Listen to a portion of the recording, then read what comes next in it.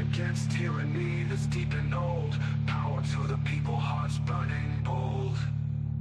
False promises and corrupt schemes. Rip the veil off the deadly dreams. No more silence, no more deceit.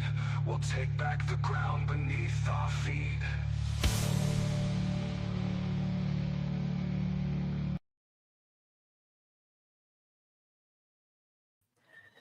Good evening and happy Saturn Day, everyone. Welcome to Burn the Corporate Fiction, one of the very few channels who know exactly what the government is doing and how they're doing it to control your property and your life, to imprison you for victimless crimes, to fine and fee you for the use of things that you already own, right? To get permission to feed your family or work, or even to go as far as taxing your ability to work in the form of income taxes. We know exactly how that's happening. And tonight, we're going to discuss how they bring those changes about in society. And I'm sure all of you already know this if you've been a subscriber to the channel for some time, or even if you've just been awake for some time, is the Hegelian Dialectic, right? The problem, reaction, solution, right? When you want to engineer a major change in society, but you know most of that society will not go with the change. What you need to do is create some sort of calamity, some major problem, right? A false flag event or whatever the case may be. You want that event, that problem that you create, to exaggerate the problem that your proposed solution is purported to be solving. False flag shootings are a perfect example of this. You want to get rid of the people's guns because they're afraid of us. So what are we going to do? We're going to engineer these various shootings. I'm not going to specifically name any one of them, which of course on this channel we don't promote or support shootings of any kind, but because we're on YouTube, I have to say that. And the point is, you guys get the idea. Well, my study of history and law, this goes all the way back to William the Conqueror. See, the original jurisdiction, and I hope my regular subscribers know this by now, the original jurisdiction is common law. That's the law of sovereigns. That means you're under no one, but you're still under law because there is always law, right? And that law is basically do not hurt anyone. So it's the law of kings. When we created this country, we didn't create a new law. We just adopted. We continued to use the English common law, but we removed the king from the equation, and instead we all became co-tenants and sovereignties. That's Chisholm v. Georgia from 1793. I have that case. So that's a fact. And what does it mean to be free? It means nobody has a superior interest in your personality, labor, or property rights. That's all that means, right? You're still subject to law. You can't go around hurting people or stealing from people or violating another person's will. You can do none of those things. But you have absolute ownership and control of your property and the use of your property as long as you're not hurting anyone. So you don't have to go register your property. You don't have to pay for permission to use your property, right? You don't have to pay taxes on the ownership of property, and you damn sure don't have to pay taxes to labor, which is what the income tax is. And that's what freedom is. Now, what we are actually under is a form of feudalism, right? So we will get more into that. Let me say hi to some of the people that have shown up already. We have Austin Murphy. Always good to see you, man. Ryan McVeigh, one of the jurists. Oh, note to the Jurist Society members, obviously tomorrow is Easter. We're going to have our meeting Monday at 4. I'll put out a community post after the stream just so everybody knows, but it'll be Monday at 4 because I'm not going to have anybody come, to our meeting on Easter. It's not, we're not doing that. So, got FB Nation says he's riding around with Uber customers listening to the stream. So that's awesome. Hi to FE Nation and hi to the Uber customers. Adorable, another Jurist Society member. Good to see you, John Keeley. Joseph Osborne, Saddle Bum, Brad and Tasha, either one or both of them are with us. Good to see you guys. Eldon Bean, good to see you, buddy. And Jay Heighton, awesome to see you. So I want to start tonight off. This is very important. I found this clip on X. And I think my dad, just so you guys know, I think my dad, Sovereign Soul Unchained Mind, may be joining us soon. I'm not sure. He's eating dinner. Up to him. Either way, we'd be glad to have him, but we will roll on either way. So this clip, it pretty much emphasizes the whole point of how they're able to maintain this administrative tyranny. And they maintain it because most of us are asleep. And their greatest fear, Rome's greatest fear, has always been the mob. Because if the mob wakes up, it doesn't matter how much money or how many soldiers they have, there's more of us than them. And the difference with our country versus ancient Rome is everyone has a sword. There's more swords, quote unquote, in this country than there are hands to hold them. And we have more weapons than all other militaries on the earth combined. And that's why I call the people of the United States the sleeping giant. Well, this emphasizes my point. So check this out. I wonder if I'll get a copyright strike for it, but it's not the actual original show. So fair use disclaimer there, YouTube. But either way, I don't care. Whoops. What you listening to, son? If you hold a gun and I hold a gun, we can talk about the law. If you hold a knife and I hold a knife, we can talk about rules. If you come empty-handed and I come empty-handed, we can talk about reason. But if you have a gun and I only have a knife, then the truth lies in your hands. If you have a gun and I have nothing, what you hold isn't just a weapon, it's my life. The concepts of law, rules, and morality only hold meaning when they are based on equality. The harsh truth of this world is that when money speaks, truth goes silent. And when power speaks, even money takes 3 steps back. Those who create the rules are often the first to break them. Rules are chains for the weak, tools for the strong. In this world, anything good must be fought for. The masters of the game are fiercely competing for resources, while only the weak sit idly, waiting to be given a share. Well, I hope everybody understood that. If you hold a gun and I hold nothing, then you have my life in your hands, and all the laws and the rules and everything goes out the window. It doesn't matter, right?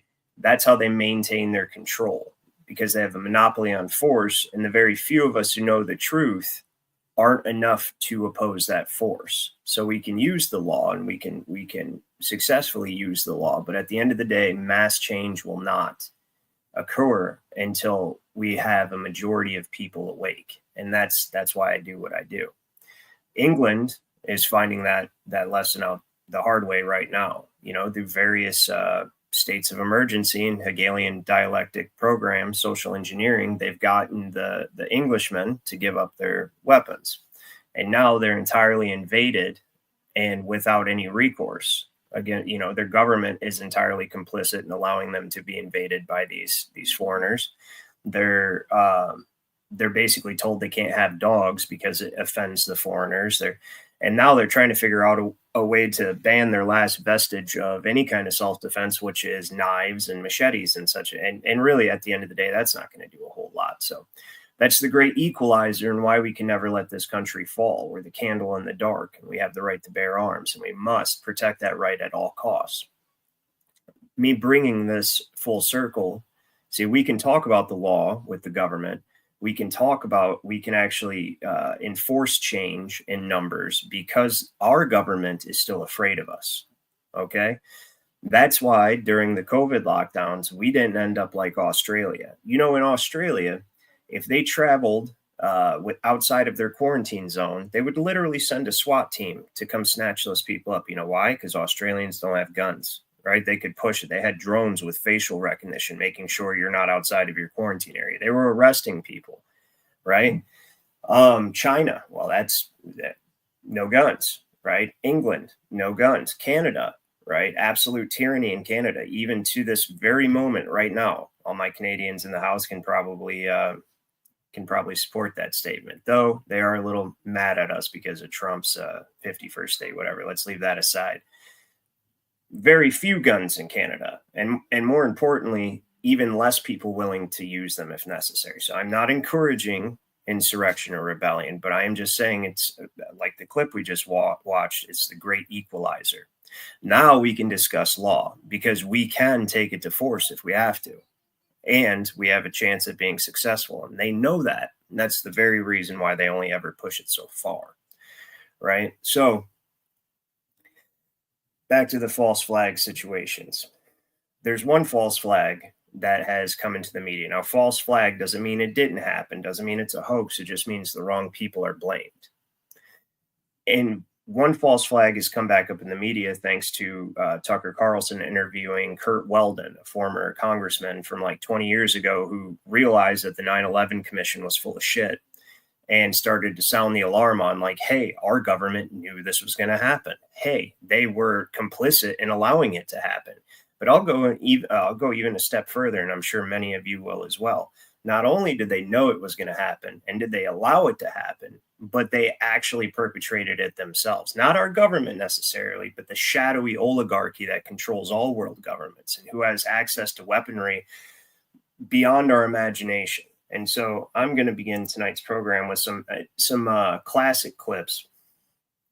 There was this show, and I don't know, I'm sure many of you are old enough to remember, maybe some of you aren't, but Jesse Ventura back in the late 2000s, he had a show called Conspiracy Theory. Now, they jacked him up. Like the last time I seen Jesse Ventura, he was like supporting Biden. He looked rough, because the show, when he did Conspiracy Theory with Jesse Ventura, he tried to come on there like, sort of like supporting the government. He wouldn't even blame the government in the clips, I'm going to tell you.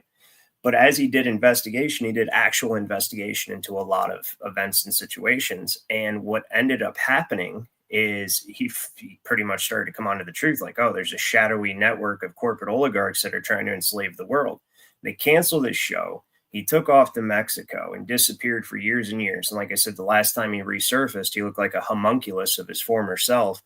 And he was basically kissing Joe Biden's ass. So I don't know what they did to him, but they jacked him up. So anyway, this is back when he was starting to learn about things. And I want to see what you guys think of this. So we know that the towers, I personally don't believe they were hit by planes at all. What do you guys think? Let me know in the chat. let's see here. DSN says you can, hold on, I guess his comment. DSN says you can add Canada population is grossly wrong like all the others that can add color to your comment. Well, I mean, what I have to say to that, I'm not really sure what that comment means, but what I do know is that you guys don't have access to weaponry like we do. And on top of that, some of the stuff that's been going on up there has been to an extreme degree because of the complicit participation of the citizenry. So you are not one of those Canadians. And we always have to remember Canada kicked our ass in the War of 1812. So I'm not saying you're pussies. I'm just saying something has happened to where they've removed most of your competitive weaponry. The Second Amendment is supposed to, like of the United States Constitution, for instance, and most people have forgotten this, is supposed to allow you to the same access to the same weapons that your military has, because the sole purpose of our Second Amendment is not to hunt or fish or defend ourselves from criminals, though those are added benefits. It is to protect ourselves from tyranny, the tyranny of our own government. That is why we have a Second Amendment. And that is what I speak of that separates us from the rest of the world. So I understand your frustration and people want to be proud of their country, and I get that. But right now with Trudeau, and now you've got even a worse dude, Mark Carney, who is formerly the head of the Bank of England, it's time to go ahead and stand behind what you're saying. You know, if Canadians are going to stand up, because that guy is a wretched, wretched piece of shit. So check this out.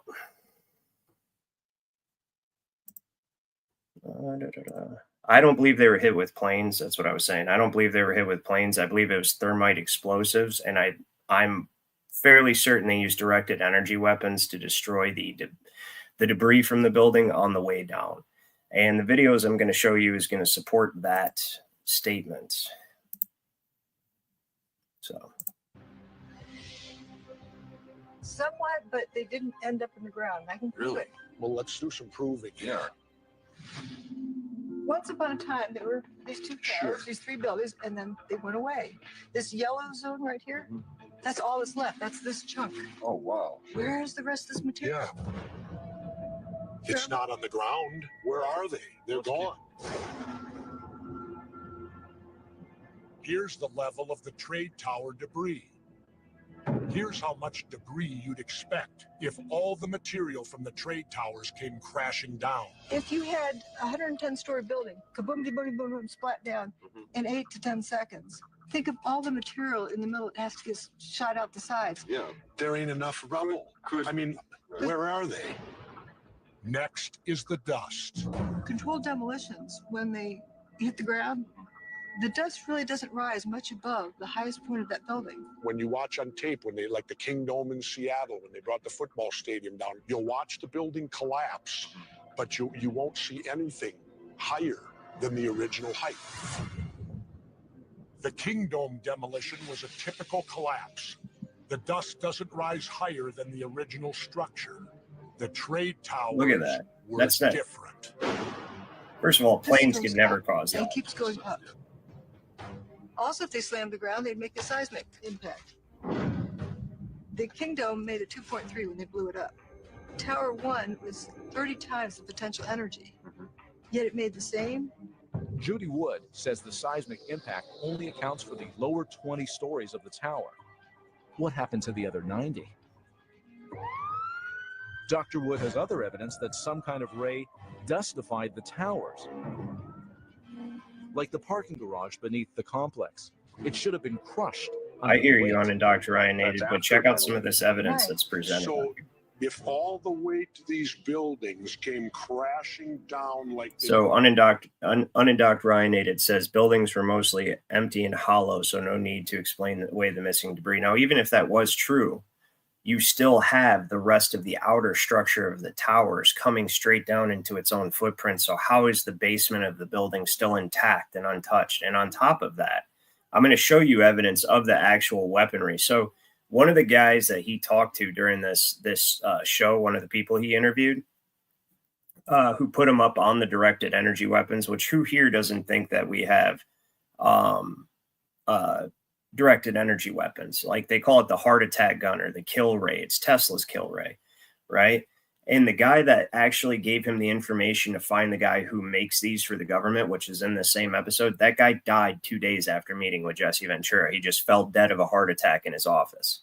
And they tell you that at the end of the show. They don't want you to know that they have these weapons. But even one of Trump's guys came out the other day and was like, we have weapons. We have the ability to manipulate time and space, and we have weapons that people can't imagine.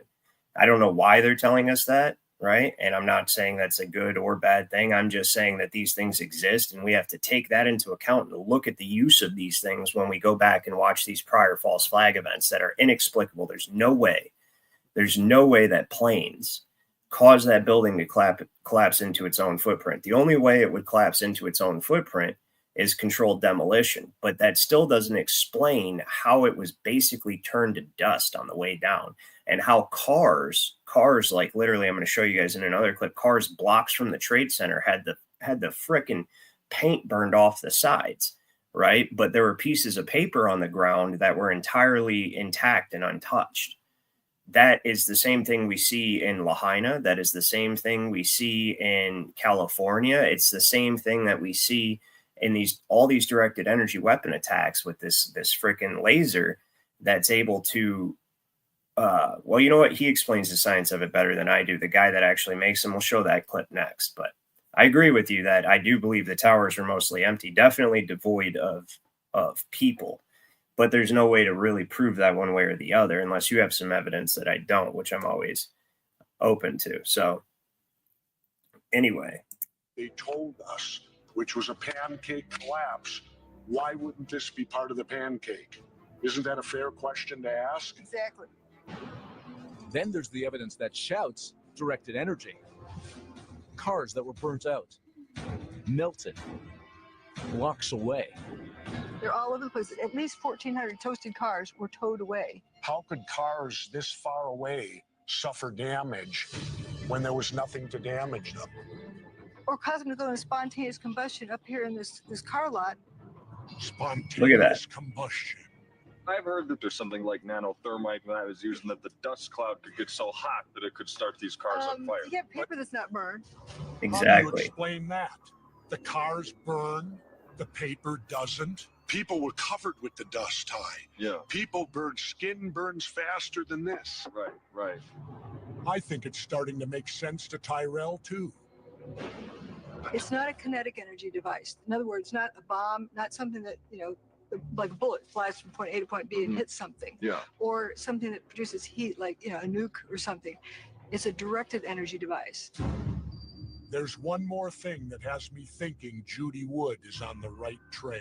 Have you ever experienced any backlash for your research? I mean, Don't listen to this. Threats or anything like that in terms of your own safety? So he just asked her if she's experienced any backlash for her research and for what she's putting out. I should have looked up before I even did the stream whether or not she's still alive right now. It's not funny, but it's just the way that they play, right? So listen to what she says about being threatened. To your people that you know. Yes. I guess I don't feel comfortable talking about it because, it's sort of like giving positive feedback that, oh, we got to it, let's do it again. Her research assistant, the only person working with her on the 9/11 case, was murdered, shot on a sidewalk. It sure does seem like bad luck has hit everyone involved with this directed energy death ray. And that includes Dr. Fred Bell, the guy who brought us this conspiracy in the first place. You see, 2 days after I met with him, I got the phone call. I have some really, really bad news. Dr. Bell has collapsed at the hotel this morning. Weird.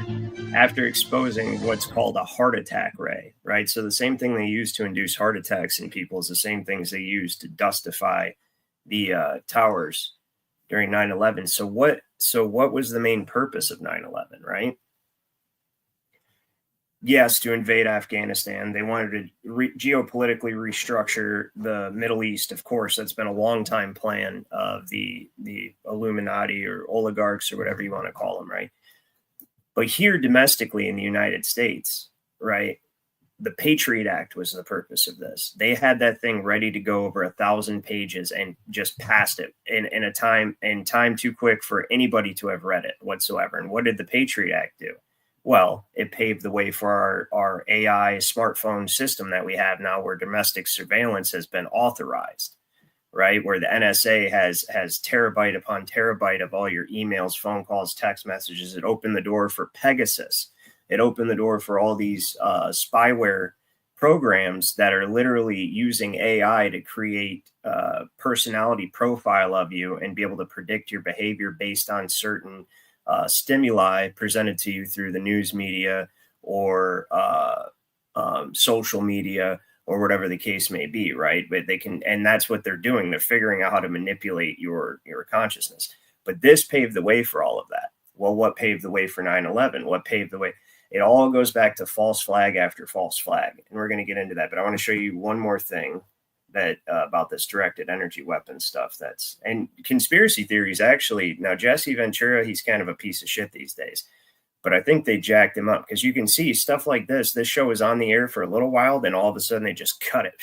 Done. And he took off to Mexico. And it's videos like this. They killed. That's not the only person they killed that came on his show either. So, let me see here. Where is, I got this other clip. Yeah, that's bullshit. That new clip. But where is this guy? Here it is. Check this out. To kill someone, a weapon to, like a gun. This a little laser. Weapon to defend yourself, a weapon to kill someone, a weapon to, like a gun. This in your pocket. Yeah. Which was unheard of years ago. So I have a demonstrator burn it through a piece of pipe. And this is what we heard about. A pocket-sized directed energy weapon. One that can stop your heart or make you combust spontaneously. It's a small weapon. It can fit in the pocketbook. It stops the heart, and the coroner will call it natural causes. Right now, it's burning through that pipe. This is a directed energy weapon in the small scale. Tiny micro scale. John, what would happen if you did that to a human? Throw someone's arm there and you turn that on. It burns right into your arm. Burn right through. Burn right into you. I've seen enough to know this stuff is dangerous, but Hutchison says he has more. Jesse, you got to really see what's out in the front yard. Well, let's go to the front yard then. Okay. I'm getting amazed at what's in the house. I can't imagine what's out in the front yard. Hutchinson has this guy's just chilling with death rays in his house. It's insane. Bus, a homemade death ray, hiding in plain sight. That's one way to advertise your nuts. Hutchinson says he wants to use it for good, like cleaning up the Gulf oil spill. But Jesse wants to cut to the chase. Has anyone been killed over this? There was about 10, 12 murders of Star Wars contractors in the 80s. Murders? Well, they're definitely another group of mysterious deaths. And not 12, more like 20. Car crashes, ODs, suicides, heart attacks. All scientists working on Star Wars research. Oh yeah, there were headlines and investigations. They called it all a coincidence. How do you think you survived? Because I'm a raving lunatic. But it's no coincidence that Hutchison knew a lot of the other victims, like the NASA rebel. There was an astronaut, his name was Brian O'Leary. Good friend of mine. Good friend of yours. Yeah, and he was also working on directed energy, wasn't he? Brian was working on directed energy, studying it. And had died mysteriously? Or? Yeah, when we got married, the day we got married, he died, yeah. So the funny thing is, and I see everybody in the chat saying, but I remember seeing this episode. I remember when this episode came out. And I was like, because I immediately assumed the same thing. And I'm sure if you listen to this program, every single time he's investigating somebody or interviewing somebody and their technology goes, but it's not the government. No, I don't believe it was the government. He's definitely doing that. But the problem is that when you honestly and sincerely follow this trail of evidence, you come back to the government. And that's one of the reasons why his show got canceled. Like right now, where obviously you're seeing like the highest levels of intelligence and defense technology would have to be behind this in order for this to be pulled off on such a large scale. We all know about Bush. When he was, oh, look, we got my dad. So we all know about Bush when he was informed, and they're saying, fly, kite, plane, must, hit, steal. That's what the kids are saying when the Secret Service guy comes up to Bush and says, hey, you know, the towers are just hit. And he just nods, smiles, and continues listening to the kids, right?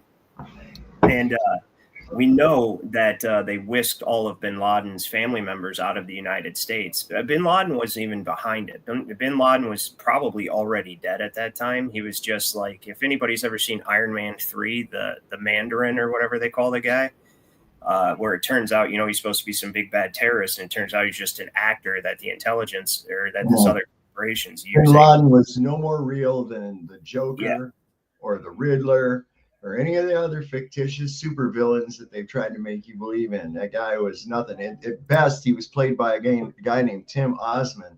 Yes. Who was a CIA agent. Now, the thing about that, what Unindoctrinated brought up earlier about the fact that the those buildings were basically mostly empty. And they were. From just above the lobby all the way up to, I think, the 80th floor. There wasn't even any floors in the thing. It was just girder construction all the way up. That's all it was that shit. You can see sunrise pictures with the towers in the foreground. You see right through it. There's nothing. All right. So that's a good accountability for the lack of debris that took place. It was definitely a controlled demolition. That's for sure. You even see the squibs busting out at below the floors as they go down. And what you saw on TV is not what people saw in reality. Nope. There were no planes. They even accidentally broadcast that. There were no planes. Remember that? Well, not just that. Even the collapse with that dustification shit. People in real life didn't see that happening like that. Yes, there was dust, and there will be with any kind of a demolition, but there was none like what you saw on the television. 90% of what people bought of that were just Hollywood production bullshit, so like including the people hanging out the windows. Somebody mentioned, go over onto Brian Staveley's channel. He's done some serious research into this shit, even up to and including that the Department of Health and Human Services shows in New York shows no death certificates, no 3,000 death certificates. Well, no, of course not. But it shows like how they showed all those cars that were burnt in the same way that all the cars near these centers of directed energy weapon attacks that create fires are burnt and melted into the ground. Yet all the papers surrounding the cars, perfectly fine. Yeah. Right? Well, it's like you see those pictures from what they call the road of death going to Bahrain over there from the first Gulf War, you know, and they just went through there supposedly with A-10s and shit and smoked all these vehicles, right? And you see these charred Iraqi soldiers burnt to a crisp sitting in the seats of the cars, but their uniforms aren't burned.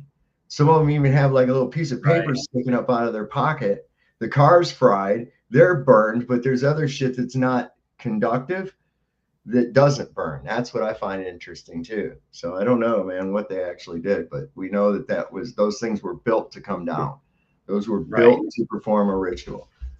Yeah, and more than likely that's true, but they definitely, I am absolutely convinced that they used directed energy weapons. I believe that was one of the first major tests of their directed energy weapon systems here in the United States prior to all of the they're bombing us with that shit at about 3 o'clock in the morning all over here on the east part of the United States. You look at your NextRad radar and shit, like 3 o'clock in the morning. I've been seeing all kinds of posts about it. There's just this emulsion of radiation coming out of everywhere. And it's really weird because it was about that time, about 3 o'clock last night, that I got up with the most excruciating pain in my stomach. It felt like there was an alien trying to fucking burst its way out or something. Oh, I don't doubt that at all. And so what was the purpose of the 9/11? You know, yes, of course, to invade Afghanistan, Iraq, to take the poppy and the oil, right? Of course. Well, the first year of the millennium on their special date of 9/11, okay, was to bring in a new millennium. Well, that's what I'm getting at. And when I've actually been tracing throughout history, like check this out. I'm going to show you guys something. The whole thing, look at now, we got the one tower that they've got there, right? It's just like your background here. It's the phoenix rising from the ashes. It's all ritualistic. Both of those towers were not exactly the same size. One was slightly shorter than the other, just like the two pillars in the Masonic Lodge. Right. One was, yeah. So this right here, though, so you go all the way back, and this is ultimately the type of system that they're bringing in is a neo-feudal system, because so common law is the original jurisdiction. I go over this all the time. They cannot ever get rid of common law. They can only bury it or remove your access to it. That's all they can do. And in order to create a new system of government, they have to use common law, which is why all the initial contracts you enter into, the birth certificate registration, the Social Security, everything you enter into is entered into from common law and the common law right to contract. And that registration is what pulls you into the feudal system, which is the foreign Roman civil law jurisdiction, the feudal, it's feudalism, the feudal jurisdiction under administrative law. So when you go all the way back into when this really started, which was with William the Conqueror, and I have receipts right here, which is what I'm going to show. I have receipts. So what was the feudal system? The feudal system was, what is that? Is that is that on the right microphone? Let me look here. Okay. So it says, for whereas the possessions of their subjects, meaning, so they always refer to the king as we, they, you know, us. That's how the king, when he's writing a document or whatever the case may be, or when somebody's writing about him, for some reason, it's always schizophrenic like that. It's always encompasses a duality. I've yet to really ascertain why. I'm sure I will eventually, but it says, for whereas before the possessions of their subjects, meaning the king's subjects, were perfectly allodial. That means absolute title. So even over there where they had a king prior to William the Conqueror, they still had absolute ownership interest in their property. They had absolute control of the property, meaning the king could not tell them what to do with their property. So there was a solid boundary between the line of government and individual, right? Of where governments are only instituted to regulate commerce internationally and domestically. Governments are never supposed to have authority over your personal property or your property rights, which is what all your natural rights regard property. That's it. Even your body. So don't assault me unwarranted. That's, you know, don't steal my bodily autonomy. That's your property. Anyway, it says, for whereas before the possessions of their subjects were perfectly oh, this is Blackstone's commentaries, by the way, just so you guys know. This is book 2, chapter 4. For whereas before the possessions of their subjects were perfectly allodial, that is, wholly independent and held of no superior at all, meaning no superior, not even the king, held their property. Now they parceled out their royal territories or persuaded their subjects to surrender up and retake their own landed property. What does that mean? That means they persuaded their subjects to register, meaning to surrender to the crown their property, and then the crown gave it back to them under certain conditions. That all happened at common law. What happened was basically they had a allodial title. They used a false flag, which is what I'm going to get into, or not a false flag, but a state of emergency.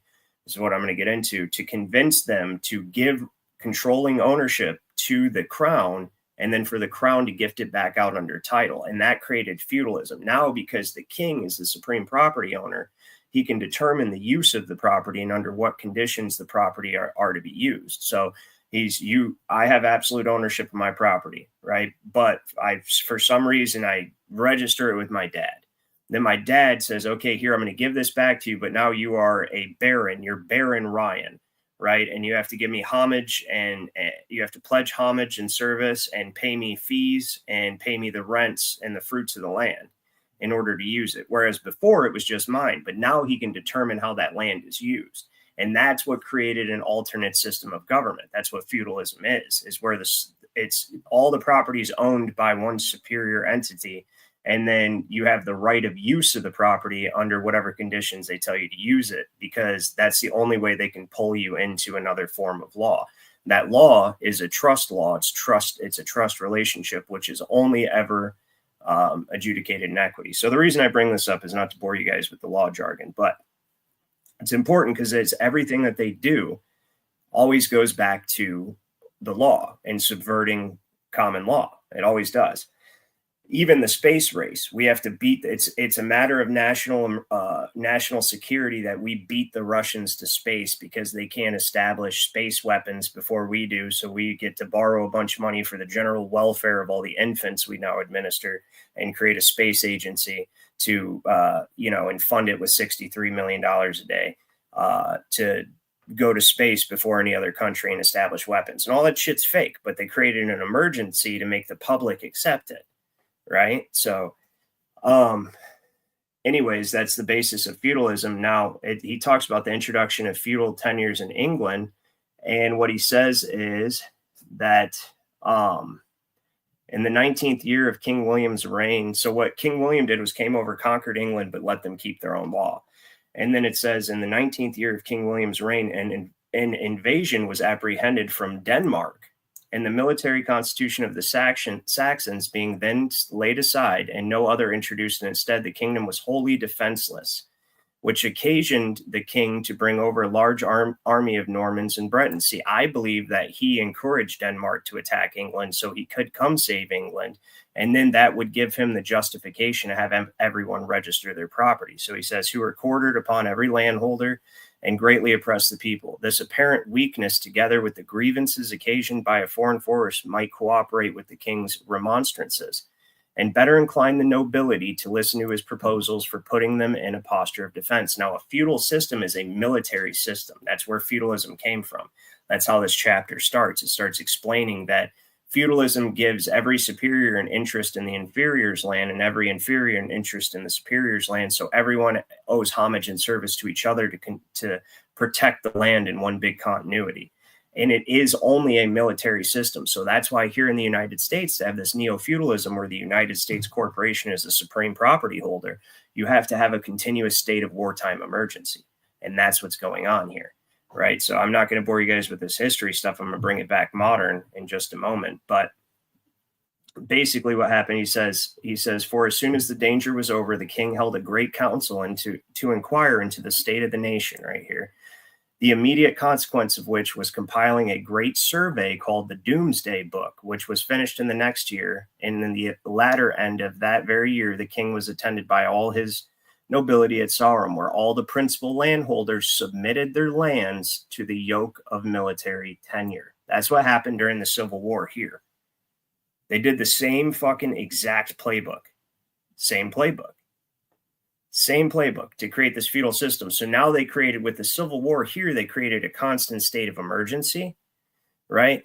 And then they've just been increasing that state of emergency using the Hegelian dialectic.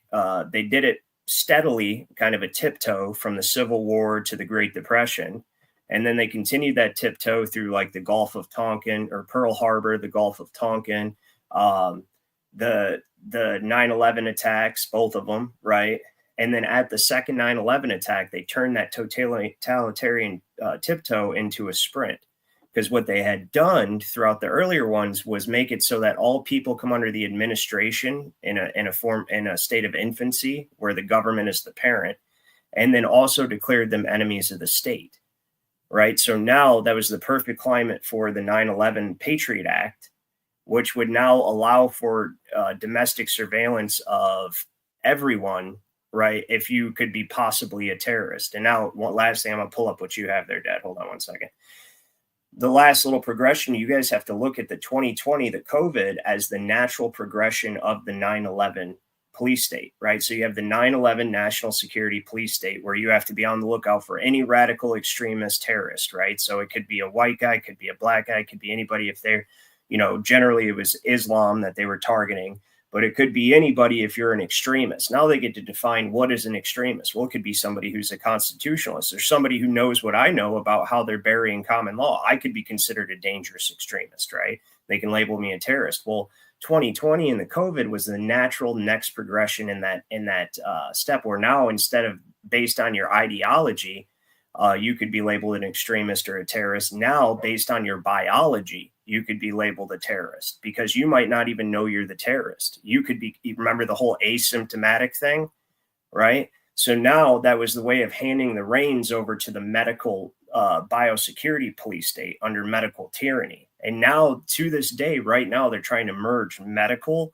and state authority together in like such a way where like if you are considered to have a mental health disorder, you can't buy a firearm, right? That type of stuff. Well, that means that the medical the medical industry has to make your medical records available to the government for police enforcement of that law. That's insane. Am I the only one who finds that insane? That's fucking insane, right? So, all right, let's see what my dad's got here. I pontificated on the boring stuff enough. All right, what you got? This was from the 18th. And this is like 3 o'clock in the morning. Look at this shit. They've been doing this every night.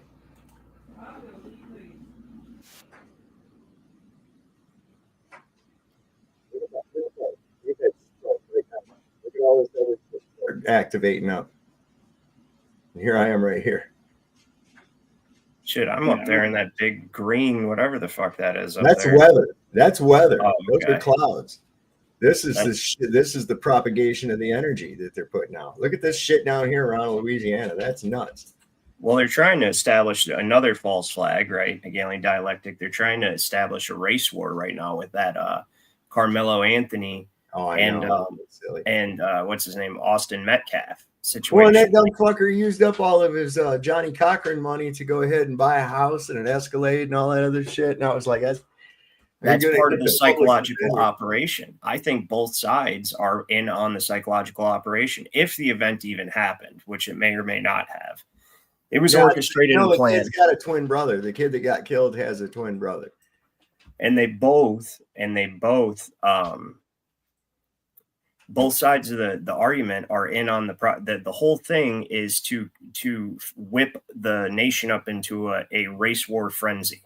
Mm-hmm. And that's why that Carmelo Anthony guy bought the house with all the donors' money. Now it seems to like everyone else that he's being rewarded for, killing this. And they have to make it about black and white. It can't just be like this kid brought a knife to school and killed this other kid. No, it can't be that. It's got to be like this black kid who has pictures with guns and all this, killed this poor promising white kid who had such a bright future and all that stuff. That's how they have to present it. And then now they're just adding fuel to that fire, and they got all the mainstream podcasters in on it too. Like, you've got the conservative ones like Benny Johnson. I don't dislike Benny Johnson, but he's definitely a mainstream MSM plus. He's a clickbait punk podcaster. Yeah. So, he's a clickbait punk, man. That's why. And I'm like, come on, dude. You're also like a 40-year-old frat boy trying to do all these little fucking. I don't entirely dislike him because he does. For like your mainstream sheeple, he brings it to the forefront of like the satanic, situation that's going on with the Hollywood and the DC with the PDFs and everything like that. And that's good because he reaches millions of people. So I can't say he's, I can't dog everything he does, but he is feeding into the this racial division, this race war that they're trying to cook up right now. This is the newest psychological operation, the latest and greatest, and it's working. I mean, there's this guy, Matt Wallace on X, who's trying to stage a White Lives Matter, basically, protest. It's not called that, but it's like stop killing white people or something protest. And it's like, holy shit, dude, that is just as bad as doing a Black Lives Matter protest. It's the same fucking thing. Trying to take away my white privilege is racist, okay? I'm just saying. Yeah, I feel privileged. No, but it's the same thing, dude. And no, I know that there's a certain degree of that stuff. And I know they're definitely waging war against us white people. But at the same time, if you do something like that, you're feeding right into their trap. You're feeding right into it. That's what they want. You know what I mean? That they want to create a situation where they can label somebody like that a terrorist. And then it goes all the way back to the whole thing that they're trying to do with merging the medical industry and with the law enforcement is to be able to. So here's an interesting thing I pulled up. Check this out. I know I've shown this before, but did you guys know that this was a bill on the floor of the House? We'll do declaring racism a public health crisis. Right. And this is from 2020. And it was introduced, blah, blah, blah. And so you go to the text. And it says, declaring racism a public health crisis, whereas since the nation's founding, the United States has had a long-standing history and legacy of racism, mistreatment, discrimination against African Americans, Latinos, and all that shit, right? This is what they were gearing up to implement if the communists would have won, but instead the fascist won. So now we're going a different direction. Whereas the United States ratified over 350 treaties with sovereign indigenous communities, has broken the promises, et cetera, et cetera. So this whole thing is to be able to declare a state of emergency around racism, which would then open the door for a bunch of legislation on hate speech. And then before you know it, we're just like England, having people being sent to jail for their X posts and their Facebook posts and all that shit. This is also interesting. Under that same type of situation, this is Tulsi Gabbard just declassified this, the strategic implementation plan for countering domestic terrorism. They were planning on taking away the assault rifles. They were planning on being able to label people like you and I domestic terrorists and lock us up, and anybody who criticized the government. Then they implement that racism as a mental health crisis. And then they can label people that, point out the obvious, like 13% of the population commits over 80% of the crimes or whatever that statistic is, right? That would be considered terrorism at that point, right? So I think it's interesting, but they've used the same thing. They have to introduce a state of emergency. So when you look at the Civil War, because I kind of got ahead of myself, I wasn't going to get into this stuff till a little later, but when you look at the Civil War, and you're an expert on the Civil War, and when you look at the Civil War and what it actually did, so before that, the government could never tell you what to do with your property. Okay, the government could never charge you an income tax. The government could never charge you a fee for the use of your property, such as a licensing fee or registration, or force you to register anything. Not a thing. That's only after the creation of the 14th Amendment, which was a direct result of the Civil War. So what did they have to do to begin to subvert the sovereignty of the people and take it for themselves? They had to create a state of emergency. And that state of emergency introduced in the Civil War has never, ever went away. We are still under that same state of emergency. That same state of emergency is what Wilson used to create the Federal Reserve when they did runs on the banks in the early 1900s, 1910s. That's the same state of emergency FDR used to implement the New Deal. The same state of emergency being used right now today, right, on the immigration crisis, which is a good use of it, in my opinion, because we have a bunch of people who hate us living in our country. But whole point is it's always some sort of, and who's to know if that there's this overarching entity that controls both sides of the narrative didn't play the Biden thing and let all these people in just to create the state of emergency on immigration and create the ability to send people to El Salvador. Who knows, right? It's a possibility, though, knowing how these people operate. Let's see, what's the next false flag? The assassination of Archduke Ferdinand, right? And what the hell did that have to do with anything? How did that start a whole fucking world war? Can you tell me that, Dad? Because I don't know. I can never get any kind of definitive answer on it. You can never get a definitive answer. How in the fuck did Germany become first and foremost in that? It just doesn't make any fucking sense at all. None of it. So, if this is true, then that's even just the same thing, just a different version of that racism as a mental health crisis. That's like, okay, well, we're not going to get all the races. Let's just focus, which is not even a race, it's religion, or at least that's what they say, right? Yeah. Right. And then now what kind of legislation is going to come out of that? That's the question. The whole point is... It's a race of Nephilim is what it is. It's a race of Nephilim. Okay, I'm not kidding, man. They're vampiric. Deceitful. Possibly. Yeah, no, this is straight up, man. It's straight up. They're bad. Okay, they're not even human. I don't believe. I mean, I don't know. I know this, that you can go all the way back to the Magna Carta in 1215, and it's talking about there's provisions in there for articles in there regarding people who owe money to the Jews and how that's to be repaid, and whether or not the Jews can charge interest and before the person comes of age. And you're talking about going all the way back to 1215. Mm-hmm. So you can go all the way back to ancient Rome, and it's still the same things. Julius Caesar was killed because Rome was being taken down from within by usury, by moneylenders who had no actual interest in the Roman Empire, but were loaning money to Roman citizens and collecting interest. So Julius Caesar, and the interest was like upwards of 40%. So Julius Caesar got tired of it and he passed a law or a decree, imperial decree, because it's not a law, right? Men don't make laws. Right. An imperial decree that said you cannot loan money unless you own land in Rome, right? In the Roman Empire. And right. Even if you own land, I think he capped the interest at like 11%. And then right after he did that, he got stabbed to death. And then that all got reversed. So, you know, whatever they are, they're able to do it. And they have been able to do it. Sounds like Kennedy. Kind of, yeah. Oh, man, huh?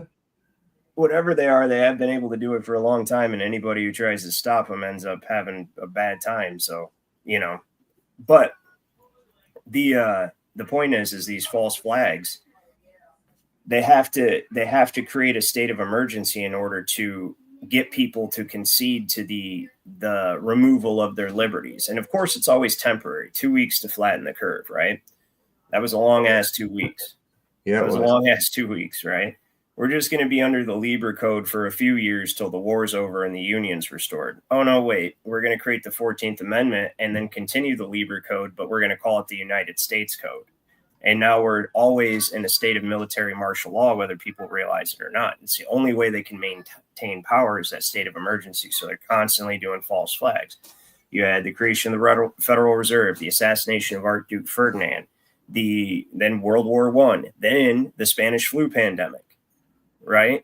And right. All that served to drive the United States and the other European countries into debt with the central banking cartels, until finally the stock market crash in 1928, and then the Emergency Banking Relief Act of 1933 and the Gold Confiscation Act, and that's where they took your sovereignty. Now, they took your property rights because they pledged your entire estate in the name of an emergency, and because you agreed to come under them as a 14th Amendment citizen, they pledged your entire estate to the debt of the of Congress.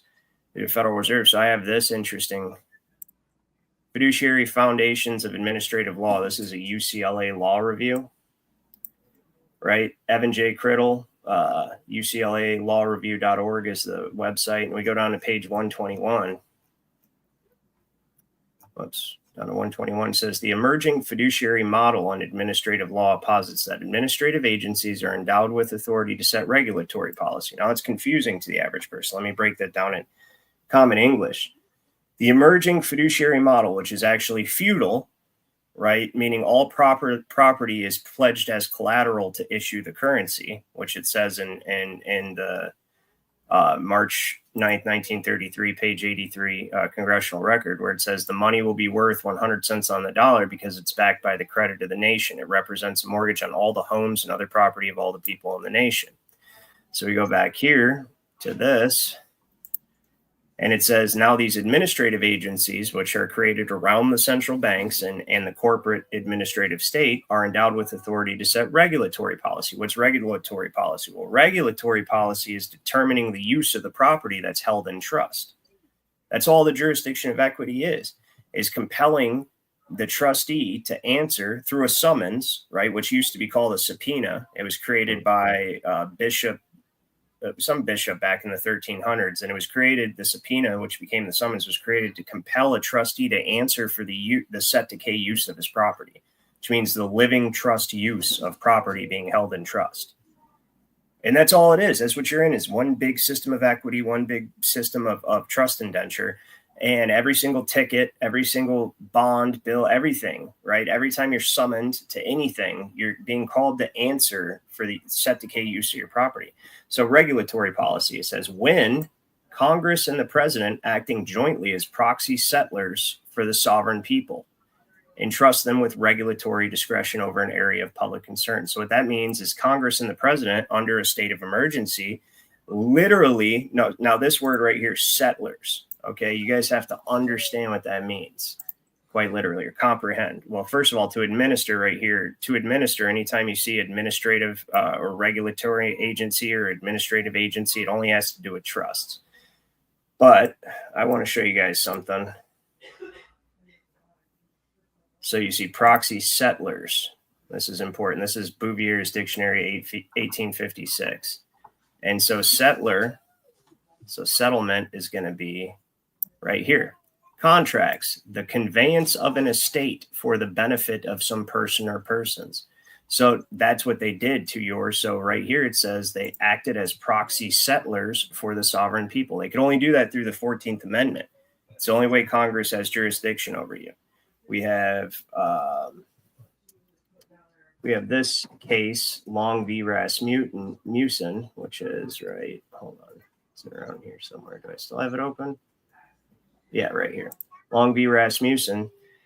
This is where they tried to get a state citizen to answer for income tax. And they said this right here. The revenue laws are a code or system of and regulation of tax assessment and collection. They relate to taxpayers and not to non-taxpayers. So that means they relate to federal 14th Amendment citizens, not state citizens. The latter are without their scope. No procedure is prescribed for non-taxpayers, and no attempt is made to annul any of their rights and remedies in the due course of law. With them, Congress does not assume to deal, because Congress only has jurisdiction over United States personnel, not state people, not the people of the states. And they are neither of the subject nor of the object of revenue laws. Suck a dick, corporate United States. That's what that means. So, yeah. So proxy settlers for the sovereign people, which means they conveyed. So what happened was they mortgaged your property rights in the name of an emergency, a banking emergency. They mortgaged your property rights to back the issuance of Federal Reserve notes, which are contracts between the United States and the International Monetary Fund, the central banking cartel. And you are the security. Well, your property and your productive value is the security. So that is being held in trust. And what that does is it makes you a trustee of your own estate. Now, how did they manage that? The Social Security Act, where they issued you a Social Security number, which is the federal trust. And it's the underwriting investment trust. And now all your property is linked to that number, and it's being held in trust. So your license and everything is all linked to that number. So that's why you have to register your car, because it's not your car, it's the state's car, and it's being held in trust as collateral. Okay. And so when you get a traffic ticket, you're being summoned to court and compelled to answer for the use of that property that you only have the right to use. You don't have ownership right of, right? And all of that can only take place in equity, because you can never do any of that imaginary, fictional, I own this, but you can use it. We're going to create all that. You can create a contract for it in common law, which is what they do, but you can never enforce it in common law.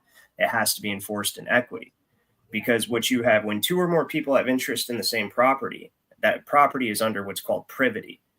And that means each person only has equitable rights in it. So unless the person has absolute claim and allows you to use it. So one person will have legal title, the other person will have equitable title. The person who has legal title determines how the property is used. The person who has equitable title is a usufruct and only has the right to use it. And in order to assert his rights, he only ever has access to a court of equity. He can't go to common law and try to enforce the right to use something. Okay, so that brings us to this interesting little tidbit right here. So we now we know what settlement is. This is one of my favorite words, and this is why, like, the judge can basically try to fucking tell Trump that, oh, I have to review everything you do, because everything's all being held in trust. And the president, the office of the president, did it to himself through his own executive power. But we go down to the word discretion, right? So disfirmance, discretion. Okay, it's going to be down. Oh, we're almost there. It is. Okay, discretion, practice, which means law. When it is said that something is left to the discretion of a judge, it signifies that he ought to decide according to the rules of equity and the nature of circumstances. Okay, fair enough. Now let's see this. The discretion of a judge is said to be the law of tyrants. It is always unknown. It is different in different men. It is casual and depends upon the constitution, temper, and passion. In the best, it is often caprice. In the worst, it is every vice, folly, and passion to which human nature is liable. Sound familiar? Mm-hmm. Oh, just before I forget, back in private chat, I put a link. It's just a real short clip of some of that stuff that John Hutchinson does. He's got steel balls levitating in the air and shit. He fused a wooden spoon to an aluminum plate and used absolutely no heat. Did not scorch the wood, nothing. That's actually interesting. We'll have to check that out in a second. Now, I want to show you guys something just to hammer this home, and then we'll talk about those inventions and stuff. But I also want to talk about some more of the false flags, including the Mandela one that I've never heard of, the Black Tom. Oh, yeah. Right. So federal rules of civil procedure, rule number 2. First of all, we're not supposed to have civil law at all. That's a law that's foreign to the United States and several states. That's why Bouvier's dictionary is called a dictionary adapted to the law and the Constitution of the United States with references to civil and other forms of foreign law or something to that effect. But it denotes civil law as a foreign law. Well, here we are. Now we have federal rules of civil procedure. Come on, fucker. And if it loads ever, okay. One form of action, the civil action, which is equity, right? And it says this rule modifies USC Title 28, suits in equity when not sustainable. They were having trouble with some people being under the trust indenture under the United States jurisdiction, and some people still being state citizens. So they would use suits in equity when it wasn't sustainable at law to determine like the enforcement of these provisions of trust, right? Well, once they got everybody over into a trust indenture as United States citizens, they were able to just abandon law altogether and move into the realm of equity. And that's what this is about. See, conferring power on the Supreme Court to make rules of practice in equity, which before they didn't have because they just determined law, right? Well, there are no rules of practice in equity, which is why that's special, right? There are no rules of practice. So they're trying to structure something that was never supposed to be.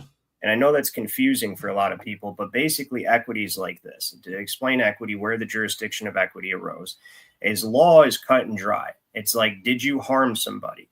And there's been an entire body fleshed out based on observable and rational truths. That's why men don't write it. They just recognize it. So what that means is like, okay, I want to own this. Does somebody else own this? Okay, they do. Well, is there evidence that that person owns it? Okay, there is or there is not. If there is not, then I can own it. If there is, then I cannot own it. Now, do they want to sell it to me or did they abandon it? How long has it been left there? Let's determine the amount of time that it takes before something's considered abandoned. Is there notice that the person who owns it is coming back? All this stuff is actual law, and it's all just based on common sense. Can I take something from someone? No. Can I kill someone? No. Can I sleep with someone's wife? No. It's all summed up in the 10 Commandments, which is why it's biblical. Now, equity supplies for deficiencies in the law. So what that means is that, say there's a ship, and the ship is sinking, right? And all the cargo of all the crew is on the ship. Now, half the people jump off the ship because they're afraid. The other half the people risk their lives to try to get the ship to port because they don't want to lose their property, right? And they make it to port, and the people that jumped off go, okay, give me my property. Now, the people that stayed on the ship and risked their lives say, well, no, you forfeited it because you jumped off. Well, at law, they did not forfeit it because they still technically own it and had never of their own will gave it to those other people. But see, they can take a case like that happened at sea to a court of equity, and they can appeal, or it's called a prayer in chancery, which is equity, a prayer. They can pray to the judge, which is disgusting, but that's what it's called. They could pray to the judge and say, hey, they jumped off. They technically forfeited. If we didn't risk our lives and make the ship get to the shore, then there would be no property. So we get to have their property. And now it's up to the judge's conscience, how he views the case, the circumstances of the case, the conditions, because you could take that same example and you could say the ship was sinking and everyone jumped off except for one person who was too sick to jump off, and he stayed on, and the ship made it to shore. Now, does that person who was sick get all the property? Well, no, because he didn't willingly stay on. He only stayed on because he couldn't jump off. So it's a totally different, it's the same exact situation, different circumstances. That's where equity comes in, and it's up to the judge. That's why it's up to the conscience of the judge. Well, the Bar Association, the Inns of Court, realized the power of God for man to play God in that. So they wanted to expand the jurisdiction of equity to encompass the entire world. And that's what they've done through the banking system by placing everyone in trust, because trust is only ever enforced in equity. It cannot be enforced at law. So we'll hop over to last thing I'm going to say here is we'll pop over to Blackstone. Equity, this is what Blackstone says about equity. He explained what I just explained. In fact, the example I got is from Blackstone's commentaries. And he explained what I just explained, and this is his opinion of equity. Equity, thus depending essentially upon the particular circumstances of each individual case, there can be no established rules and fixed precepts of equity. Well, wait a second. What is this then? Make rules of practice in equity. That's playing God, right? So we'll go back to Blackstone's. And he says, there can be no established rules and fixed precepts of equity laid down without destroying its very essence and reducing it to a positive law. That's what they did by making rules in equity, is they're trying to make equity the positive law, which it can never be. It can never be law. And on the other hand, the liberty of considering all cases in an equitable light must not be indulged too far, lest thereby we destroy all law and leave the decision of every question entirely in the breast of a judge. And law without equity, though hard and disagreeable, is much more desirable for the public good than equity without law, which would make every judge a legislator, and introduce the most infinite confusion, as there would be almost as many different rules of action laid down in our courts as there are differences of capacity and sentiment in the human mind, which is exactly what we have today.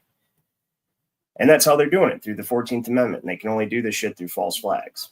So what say you, Dad, about all that?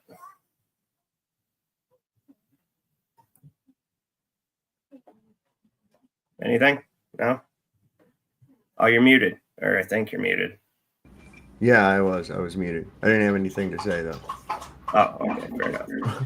But you see what I'm saying? Did I explain that well, or is it still really confusing? Still confusing, I'm sure. So I wanted to show you this and see what you thought of this. This is another thing I think they're appealing. So with the whole NASA thing, so we're going to get off into another false flag, right? Or not false flag, but psychological operation, right? Controlled opposition, you could even say, Hegelian dialectic. What I think that they're doing, and I'm going to have to stop sharing the screen before I show you this. What I think they're doing with the whole Katy Perry thing is sort of like what they did with COVID, okay? So that COVID, they're it was released from a lab, right? No, it wasn't. It was from a wet market, right? No, it was intentionally created by Fauci. No, it wasn't. It was a product of mutation that happened in nature, right? And while you're arguing about where it came from, you're not looking at the fact that it didn't fucking exist. Mm-hmm. So they're starting this thing with the Katy Perry shit, right? With all those witches going up in that dick rocket. And they've got you focused on how everybody blatantly knows it looked fake. I thought that was like too easy for everybody to know it looked fake, because even there wasn't nobody in that thing. No, there wasn't. But even beyond that, I think it was intentionally made to look fake. So that now, because what's the main narrative in all the mainstream podcasters like Benny Johnson or any of Dan Bongino's people, all those people, what they're saying is it's an insult to real astronauts. That's how they're playing it. Think about that.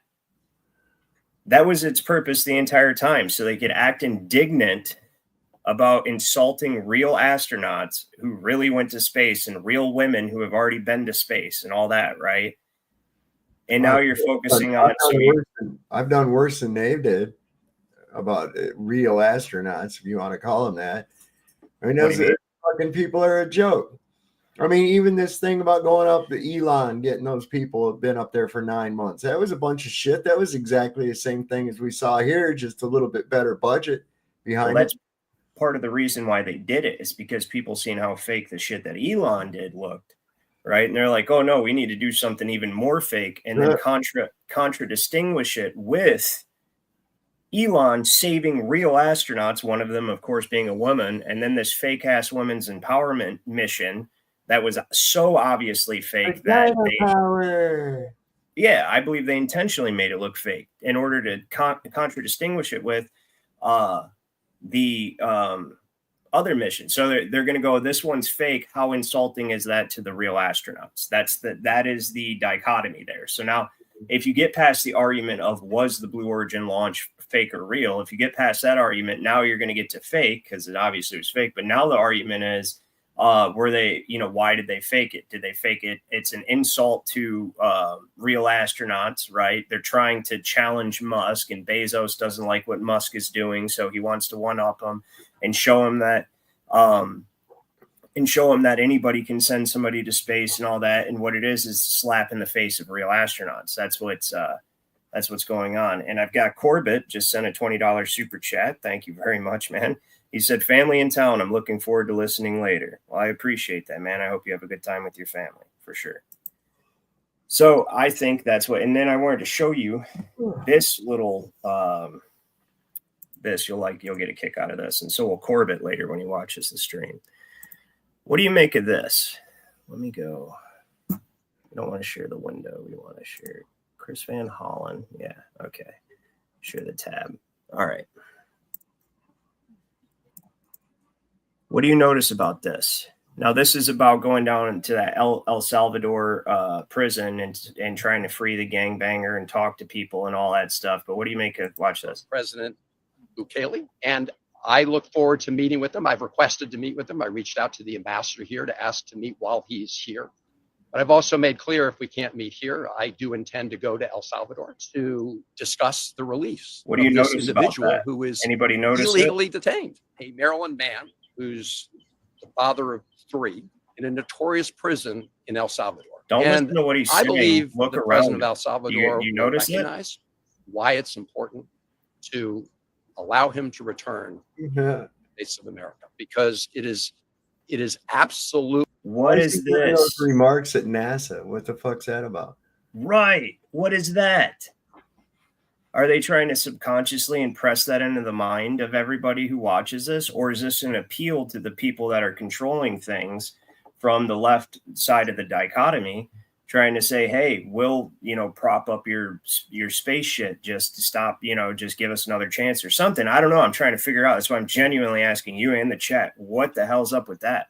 Why would they have that? Weird, don't make any sense. This speech has nothing to do with it. Has nothing to do with space or anything, but he's right there with the NASA logo. Look, it's clearly put right in the middle of the picture, right? So that the person taking the shot of him, the camera angle, is intentionally taking a shot that has the NASA logo visible and almost in the dead center of the picture. Why? Pretty weird, man. Right? Isn't it? What the fuck makes this jackass anyway, just on the topic of it? What makes this jackass think that the president of fucking El Salvador gives a fuck what he thinks? I don't know. That's what's weird. I told you in my one stream, the 2 wings of the same predatory bird, that there are 2 sides, but they're vying for the prize, right? So you've got the commies on the one side who think communism is the best way, and then you've got the corporate fascism on the other side, right? So, and you've got these 2 sides.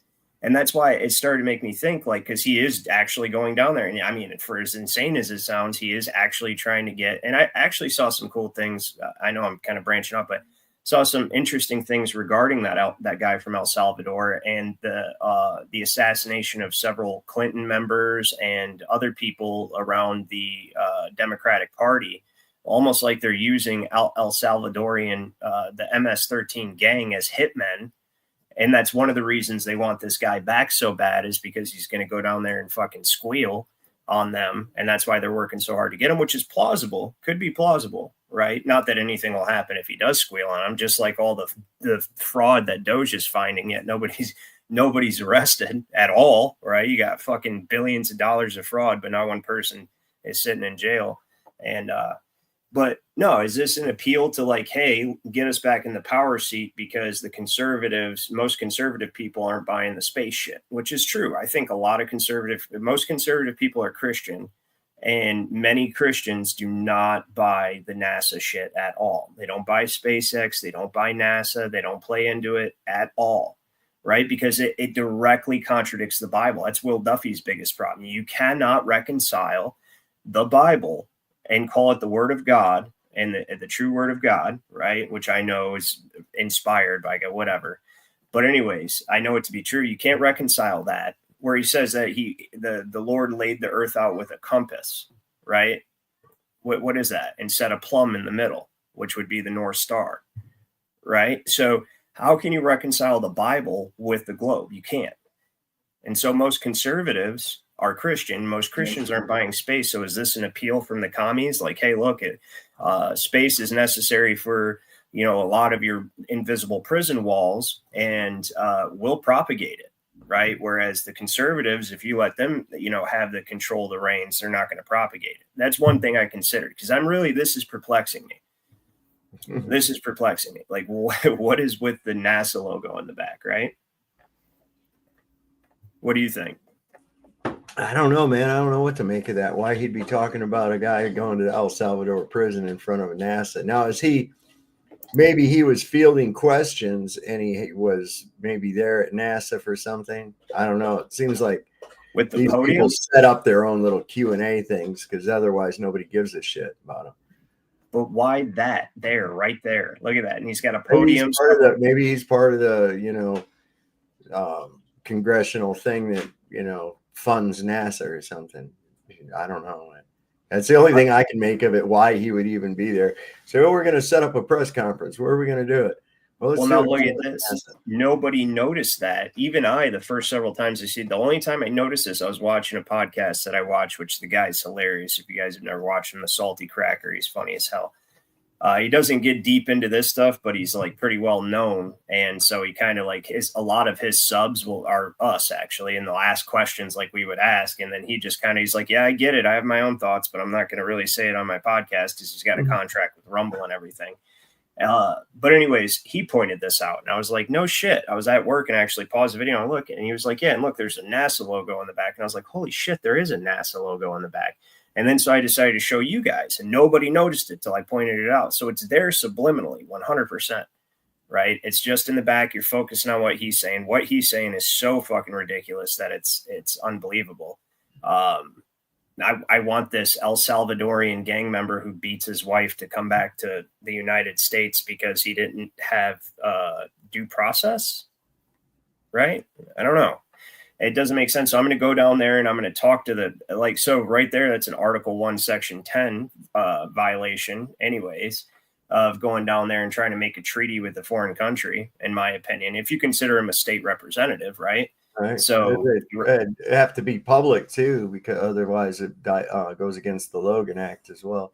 Yes, and it violates the Logan Act 100%. So that's, if you can qualify him as representing his state in the federal government, then him personally going down there would be a state trying to enter into a treaty or alliance. But that might be a loose one. Logan Act, definitely violation of Logan Act. And so, that's on its face is insane. So what are they just bombarding us with so much insanity that we're grateful to have the reason that the MAGA Republican Party provides, even if some of it's a little out there, is possibly, and again, it all goes back to the Hegelian Dialectic, of course. So I want to see if you've seen this real quick. Let me see if I can find this. It's in my bookmarks. Don't lick my microphone. Who's licking our microphone? CC. Did you see that? Did you see that video I played at first with the Hank Hill one? I was in the kitchen making food, man. Yeah, look, I want to show you this before I find the other. What is it with you guys and your licking? And some people might have joined. This is one of the first things I shared today, though. I want to play it one more time because it bears repeating. So hold on. There, you want to be famous? There, now you're famous. Look, oh, she's famous now. Do a little dance. Do a little dance. There you go. There you go. There you go. Good tummy rubs. Also, Brad and Tasha, yes, I'm going to check that out. My dad sent it to me. I seen Flats was covering it, or Creality. Now I guess his name is. Oh, yeah, the Sean St. Pierre and Duffy. Duffy got fucking wrecked. Well, he's a retard. He is, man. If you can't see what he is after that, holy crap. He said, oh, the Bible's falsifiable. That's Duffy's claim. He said that? Yeah, bro. So, yeah, that's, again, he's part of that satanic. I do want to point this out, too, while we're on the subject real quick. I noticed that Katy Perry and the Blue Origin situation, that whole NASA thing from that senator, having NASA in the background and all, it seems to be very loosely connected to Will Duffy, the Katy Perry thing, because people say Katy Perry right, is supposed to be grown-up John Benet Ramsey. Now, I won't say one way or the other because I've never done really any research on it. Probably will. Compelling evidence, man. Birthmarks, freckles, everything, man. So well, really, then Bob Enyart was supposedly the one who was implicated. He was implicated but never investigated for the murder of John Benet Ramsey. No. So what was he doing? What was he doing in that area that night that she supposedly died? It's agape people. It's the agape people. That's what I'm saying, dude. I think they're a satanic cult. I think they're an apparatus of the intelligence agencies. They're not the intelligence agencies, because the intelligence agencies, see, the CIA agents and these people, they don't personally get their hands dirty. They contract out the dirt. And I think that Duffy's people are one of those people that contract, that take the contracts to do the psychological operations in various forms of dirt. That's what everything's circumstantially pointing to that being the case. That whole blue penis origin thing that they did up there. There's a new video out today. It's pretty crazy. Somebody checked, because you remember they were going, "Oh, look at the moon," and it was real small, real far away, right? And I seen that. Yeah, I watched that on date and time. And fucking moon, if it was on a globe, would have been on the other side of the globe. There's no way they would have seen it, especially at that altitude. What? That is true. Yeah, and they use just a little fisheye lens to curve the horizon, but they can see the moon that's supposed to be on the other side of the Earth when they're actually just looking across the plane. Yeah. Yep. But see, therein, what I'm about to show you after I play this, I wanted to show you because you didn't get a chance to see this, and maybe some of the people in the chat, but it's very important. This is before law or anything. We all have to be equalized. We have to not equalize in our capacities or our abilities, because that'll never happen, but equalize in our opportunities before God and before the law. We're all equal before God and before the actual law, which is the reflection of natural law, which is what God created. And the only thing that makes you equal is having equivalent force to the people that might oppress you. Listen to what he says. This is awesome. What you listening to, son? If you hold a gun and I hold a gun, we can talk about the law. If you hold a knife and I hold a knife, we can talk about rules. If you come empty-handed and I come empty-handed, we can talk about reason. But if you have a gun and I only have a knife, then the truth lies in your hands. If you have a gun and I have nothing, what you hold isn't just a weapon, it's my life. The concepts of law, rules, and morality only hold meaning when they are based on equality. The harsh truth of this world is that when money speaks, truth goes silent. And when power speaks, even money takes 3 steps back. Those who create the rules are often the first to break them. Rules are chains for the weak, tools for the strong. In this world, anything good must be fought for. The masters of the game are fiercely competing for resources, while only the weak sit idly, waiting to be given a share. Boom. What do you think of that? Pretty good, man. Pretty good. It's solid, isn't it? It's absolutely right. I remember that episode of King of the Hill, though, too. When he put that on and was listening to it, he took and went, "Oh!" Was that actually what he was listening to, or was it something? No. Okay, it was some really crappy music that Bobby was listening to. Then I won't get a copyright strike for it. So no. But I'm trying to find this. That's actually a good one too. But there's a lot of good videos I wanted to share with you guys, but I don't know if I have the time. There's this one picture of Katy Perry in the lander when it landed. Now I don't know if it's real or fake, but I wanted to get your guys' opinion on it. Where the fuck is it?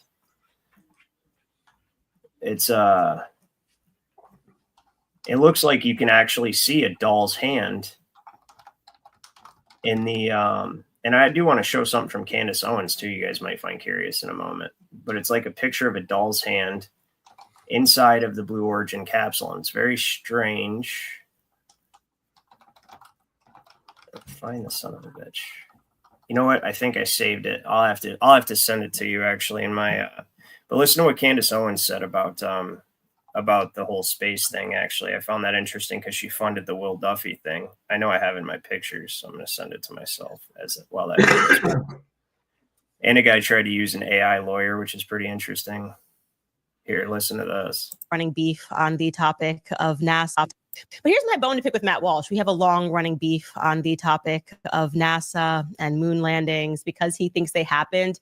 And listen, when the guys did it, it was fake and gay. I'm sorry, Matt, and it's time for you to admit it. It was just as bad. You just weren't alive for it, okay? Homies were on the moon making phone calls before the time of cell phones, like, hey, what's up, Prez? It's me on the moon with the flag. No issues. First time we've ever flown this thing. Yeah, I don't know. We just got through the belt pretty easily. And until Matt Walsh accepts that the mission in 69 was also fake and gay, I don't care. I can't defend you. Even if I fully agree with you about Gayle King, I literally cannot defend you. Okay, you must come to terms with the fact that NASA and space missions have always been this fake and gay. You just weren't alive for the original ones.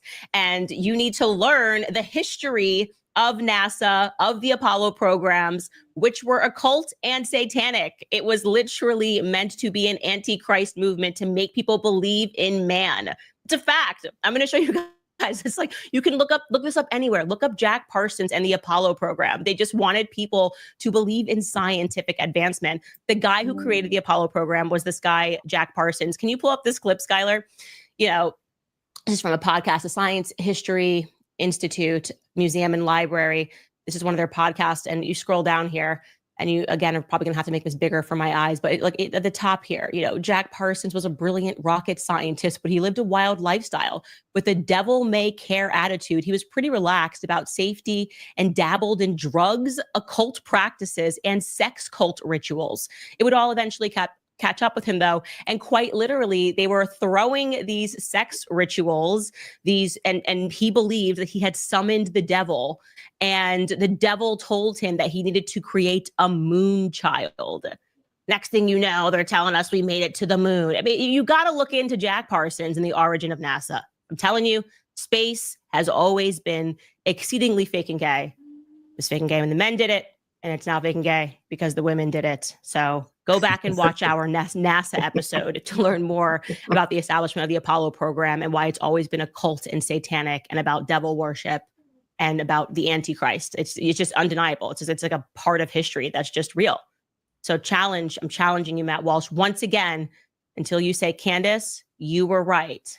Space is not real. I'm just a guy and grew up with little astronaut figurines, and I can't let it go because the little boy in me doesn't want to say no. All right, guys. Yeah, I don't like her. I don't trust her, but damn. Yeah. Right? That was pretty good. That pretty much summed it up, you know, I think. How the hell do I get out of this damn thing? Exit full screen. There we go. Yeah. But here's my bone to pick with Matt Walsh. We have a long-running beef on the... Stop that. All right, let me show you this picture real quick. Check this out. See what you guys think of that. That's supposedly a picture somebody zoomed in on. Have you seen that? Yeah. The defender's claim is that that's from a test flight where they used dummies and shit. And I was like, what test flight? Isn't that amazing that people gaslight themselves like that? Uh-huh. Well, what I think is funny is like Toon on Facebook and shit. He has to defend this garbage. He has to defend this garbage, and it's getting so picked apart that being able to see the moon, everything about it. The fact that they were actually in a 0G plane, that was all that they had right there was, okay, here's what they did. They had a 0G plane with a mock-up of the inside of this fucking thing inside of it. Those were not windows. Those were LED screens, okay? And they were in there, and then that's why if you watch, the cuts are the same length of time that a 0G parabolic flight lasts when they're supposedly experiencing weightlessness in a free fall, okay?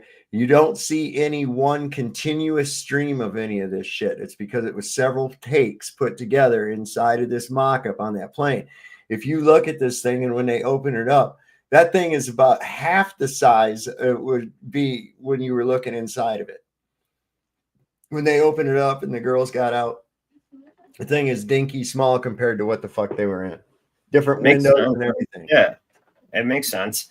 No, and obviously the thing doesn't have any scorch marks. It doesn't even have any dust on it or anything. So how is this even a tech? Because you landed in the desert, right? When you knock some dust up on this bright white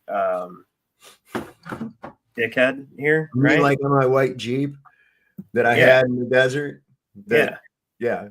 Yeah, exactly. But no, this thing's pristine. Like, what did they spray it down before they opened it up, or how did that work? Like, and it's funny, the damage control is that's like I said, I can't tell whether or not they're literally trying to whether they're trying to use it as a dichotomy, basically, like as a left versus right type of thing, to go, oh, it was created in a lab, no, it was created in or it was came from a wet market. Same thing with this, like, no, they really went, no, this is just meant to make insult astronauts and Elon Musk, but then you're not questioning of, did it even really happen, basically, right? And then when you get to did it really happen, it's like, oh, it's just an insult to astronauts. Yeah, I don't know. I'm trying to, it seems like it has a dichotomy to it that they're trying to use, because that's why I see all the mainstream, like Benny Johnson, all the guys are like, this is an indignant insult to, or this is an absolute insult to astronauts and real female astronauts who've been to space and all that. It's like, dude, nobody's been to fucking space. What are you talking about? Mr. Thede asked if you're doing Capricorn 1 tonight. I don't know if you wanted to address that or not. Are you? Am I doing what? Capricorn 1 tonight. No, Mr. not Thede no, not tonight. Are you going live tonight? No, I'm not going live tonight. Okay. All right. Well, several people asked in the chat. That's why. I had a rough night last night. I got done with the show, chilled back for a few minutes, went to bed, and then about 20 minutes after I went to bed, like I said, it felt like there's like, and it wasn't like heartburn. I mean, it literally felt like there was something trying to escape out of me, like in the Alien movie or something, man. And I get up and do what I could to try to soothe it, and it was terrible. Finally didn't go away till about like 5:30, 6 o'clock, and I finally went to sleep. I didn't even get up till 2 o'clock this afternoon. Some of the shit that you say on your shows, you know what I mean? Like, you might piss some certain people off, and they have them weapons that we were talking about at the beginning of this show. Fucking directed energy weapons are no joke. That's the weaponry of the future. Microwave weaponry. They can plant voices in your head. They can fucking stop your heart. They can induce illness like that. They can turn entire buildings to dust. I mean, that Tesla tech has been the key. Their secret weapon for a long time. That's why they don't want people to know about it. You know what I mean? So, yeah. Oh, this is there was this other interesting thing I wanted to show you guys before I shut this down. How many of you know about this? But to bring it back to the law, we'll bring it back to the law for a moment, because that's primarily what I do on this channel. So this was interesting. I didn't know this, but it makes a lot of things make sense. You remember how everybody was saying that, oh, Disney World doesn't play, or Disneyland, whatever it is down in Florida, they don't pay taxes. It's some arrangement they have with Florida and all that stuff, right? And and then all of a sudden Florida's going to start making them pay taxes because of their woke shit that they were doing and all that. Well, it turns out that's not why they didn't pay taxes. And the reason why they paid taxes demonstrates my whole thing with 14th Amendment citizenship, and that the United States federal corporation is actually owned by England, and that to be a 14th Amendment citizen is to be an English subject and with privileges and immunities and all that, right? Instead of rights. But check this out.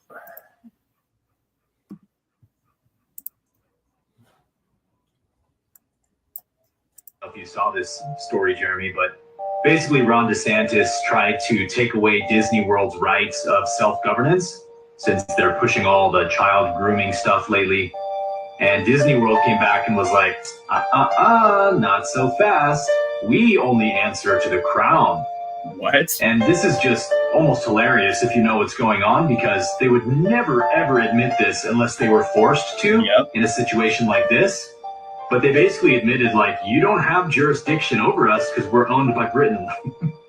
So for those of you who are, like, confused by this, apparently the land that Disney World is on is owned by the crown. Yep. And so since, like, 1960, Disney World has basically been a tax-free sovereign district, exempt from taxes and anything to do with federal statutes.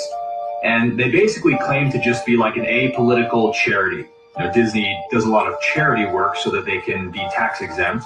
Then they started pushing all this woke stuff, and so Ron DeSantis was like, all right, guys, you want to get involved in politics? Then let's do politics. We're going to take away your tax-exempt status in Florida. But then Disney World came back and pulled out this clause from the British Bill of Rights, which is a royal clause that dates back to like 1692. And it says that essentially Britain has sovereignty over any territory of the crown until the last descendant of King Charles III has passed. And pretty nuts, right? Yeah, man. Isn't that crazy? Yeah, that's I thought that was interesting. This right here is another thing that is pretty fun. So that right the train of like the wokeness and what the crown is doing and what they wanted to do here, which I do not think is going to happen now, though we have to be vigilant and on guard of what they may try to do to subvert our liberties. But London is Muslim. The mayor of Birmingham is a Muslim.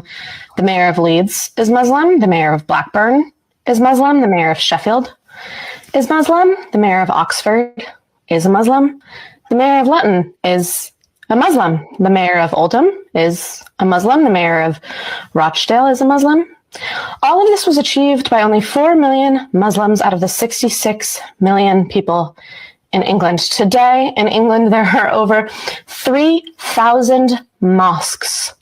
There are over 130 Sharia courts in England, and there are more than 50 Sharia councils. 78% of Muslim women do not work and receive state support and free accommodation. 63% of Muslims do not work and receive state support and free housing. State-supported Muslim families have an average of 6 to 8 children who all receive free accommodation. Every school in the UK is required to teach about Islam.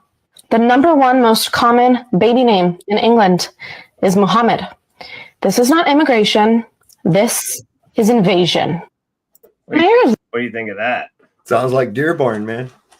Right. We have isolated incidents of that here, but like it's almost like they sold the crown to the Saudis or something, or sold England and Europe to the Saudis, you know, like, and the whole thing about that is slavery right there. That's basically enslavement by a foreign power without, you know, because we're on YouTube, so I'm going to keep it kind of friendly. But I remember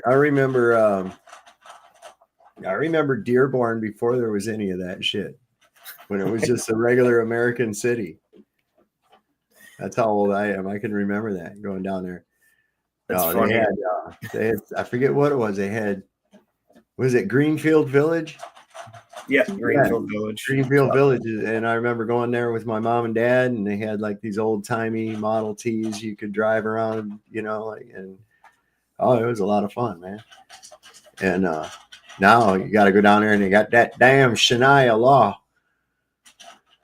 That Shania law. Yeah, that Shania. Aloha snack bar, right? Like this right here, this has been actually going around. It's one of the things that give me kind of hope is no state shall convert a liberty into a license and charge a fee. Therefore, if a state converts a right into a privilege, the citizen can ignore the license and fee and engage in the right with impunity. Now, the problem with these two citings is neither one of those actually say those aren't direct citations from either of those cases. So I want to make that clear. But I use this as like a way because somebody else posted this and this will get people's attention. And basically that's like one of those things that Anna von Reitz or David Lester Straight does, where they'll take like the essence of a case and then put it in quotations. And because that is the essence of both of those cases, but you have to read it and understand what you're reading to come to that conclusion. That's what the Bar Association counts on you not doing. And then these agents come out and they'll put the basically the summary of what the case is into one sentence and act like that exact statement is in the case. It is not, but it still holds true. But don't use that as a citation. I have to give you guys that disclaimer. But anyways, how did that become this? Fishing license, hunting license, driver's license, drone license, barber license, tattoo license, all these different licenses, right? Concealed carry permit, burn permit, protest, photography, vehicle registration fee. This is what I teach you. What I teach on this channel, we know exactly how they did this, right? So what and I'm about to shut this down here in just a few minutes, but I guess what I want to close on is this, and I'm going to share the window for this because we're going to go through. So what the Magna Carta did was it infected the common law with feudalism, basically, is what it did, because William the Conqueror came over to England. Now remember, common law, all titles are allodial. That's the only way you can have common laws. You have absolute ownership of your property. So even under a king prior to William the Conqueror, the people of England owned their property and had allodial title to their property. Don't believe me? That's exactly what Blackstone said in his Blackstone's commentaries, right? One of the most respected jurists in the world. And you can read it. I showed it this evening. They had allodial title. Well, through false flags and states of emergency, they tricked all the landowners into giving their land to the king, and then the king gave it back out under certain conditions. So they registered their land in the Doomsday Book. That's what register means, is to give to the crown.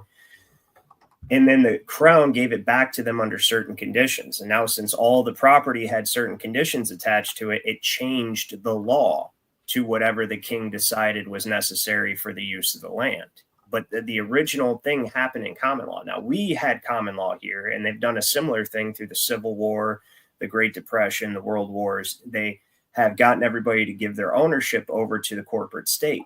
And then the corporate state gifts it back out under a certificate of title or warranty deed, right? Which just represents an interest in the property, but isn't actually absolute ownership. And that's how they can tell you need a license to use it. That's how they can tell you need a permit to do it. That's how they can charge you or force you to register it, because your right to use it has already been mortgaged before you even got it. That property was mortgaged because the Federal Reserve notes are in existence. That property was mortgaged before you ever even thought about getting it. And you can't actually buy anything. And that's one of the ways they get you. What did you buy it with? Did you buy it with gold? Did you buy it with silver? Or did you trade debt for it? So when you trade debt, when you use debt to quote unquote buy something, you get a debt title, a debtor's title, or a usufruct title. And that's how they get you, right? So that's one of the very reasons that we can go and look at this in the Magna Carta. This is Michigan compiled laws from 1929 after they took everything over. And the Magna Carta is their very first jurisdictional authority. Before the Declaration of Independence, before the Constitution, they used the Magna Carta. Why? Because what it does is it allows them to take your property under administration through presumption. Okay, so it's like this. Is property, it comes under administration if the person who owns it is unfit to exercise their will, meaning they're mentally incapacitated, like they're crazy, lunatic, or they're a spendthrift, or they're a drunkard, or they're some sort of debilitating mental condition or physical condition that prevents them from being able to manage the affairs of their estate, then per the Magna Carta and per various other English acts, it comes under administration. The other way it comes under administration is if you cannot take care of yourself, if you cannot use the productive value of your own estate to maintain yourself. What is an estate? Your estate is your personality, your labor, and your property. The homeless guy on the street begging for change has an estate, the same way that the Rothschilds have an estate, the House of Rothschilds. The difference is the Rothschilds' estate is prosperous. The homeless guy's estate is been settled because he can't take care of himself. So when you become chargeable to the state, when you collect a benefit of any kind, then what you automatically do by operation of common law is you convey the controlling interest of your property, your labor, and your personality to the state for management, because they have to take care of you. So now they have to make your estate productive. So what they do is, in exchange for benefits, which are pieces of the productive value of your estate, they manage your estate and you do what they tell you to. Okay? You do what they tell you to. So and people are like, well, I don't collect food stamps. I don't do none of that. Well, how are they still telling me what to do? Do you have a social security number? Because that's the very first layer of benefit. That is your deferred retirement benefit that makes you federal personnel and a 14th Amendment citizen. That is a benefit. And that benefit gives you access to all the other benefits, which they still administer you just by claiming to give you access to it if you need it. Well, fire department, police, All these things are benefits. Prison is a benefit. That's why they call it corrections. They don't call it prison. They call it corrections because it has to be beneficiary. When the United States Post Office stopped funding itself and started using public money to be funded, they changed their name from Post Office to Postal Service because it has to be a benefit in order for them to use public money. Everything that they do has to be for your benefit in some way or another. It has to, or they have to claim that it is. And that's the purpose of all these NGOs and nonprofits is they take the public money or public debt notes that they borrow against your estate and they claim it's for your benefit. So they send up non-governmental organizations to promote these different causes or whatever, but then they put themselves at the head or on the board of these organizations and pay themselves most of the money that they appropriate to do whatever it is they said they were going to do. And space is a huge one. Right? Space is a huge one. NASA is for the general welfare of the United States. General welfare of the United States. If you look in Title 42 at what created the space agencies, general welfare of the United States that these space programs be created. Right? But we have to make sure we pay all the astronauts and pay the heads of the space agencies and pay Elon Musk and pay Jeff Bezos and pay everyone else who's going to quote unquote space. Right? So they mortgage your estates for a fantasy in that instance, and they borrow against your estates, which all your properties held in trust as collateral, and the beneficial use of the property for the lenders is the revenue codes, the motor vehicle codes, the traffic tickets, licensing, registering, permits. All of that is how they profit from the collateral while it's held in trust and while the loan is outstanding. So with that, let me show you. What benefits have we gotten? None from the space program altogether. I mean, how has it been? All the money that's been sunk into it. What has been the end result of it? Go ahead, show that thing I got backstage real quick. It's pretty fucking creepy. It's a birth certificate. That's pretty fucking creepy, isn't it? Yeah, that's dark.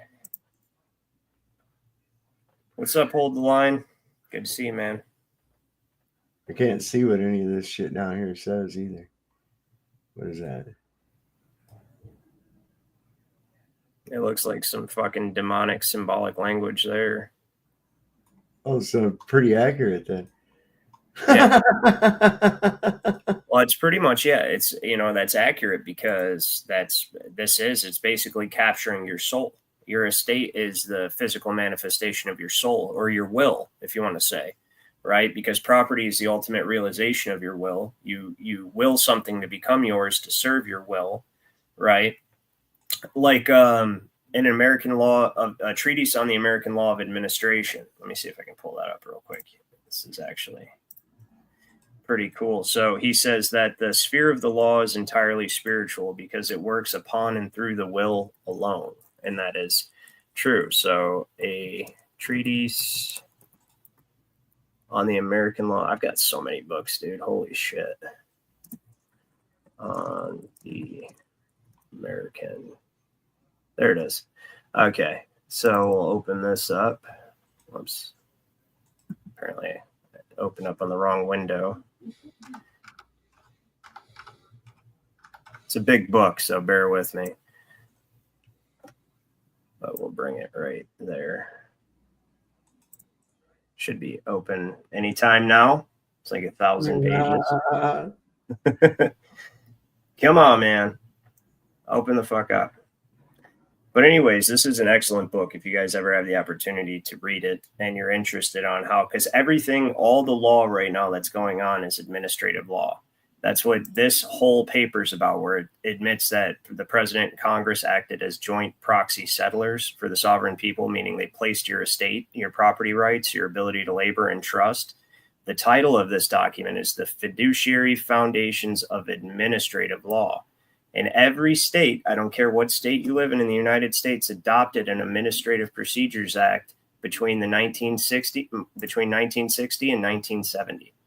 Okay, look at this right here. Starts off, my property is that which is mine. That only is mine which I acquire, hold, and dispose of by my will.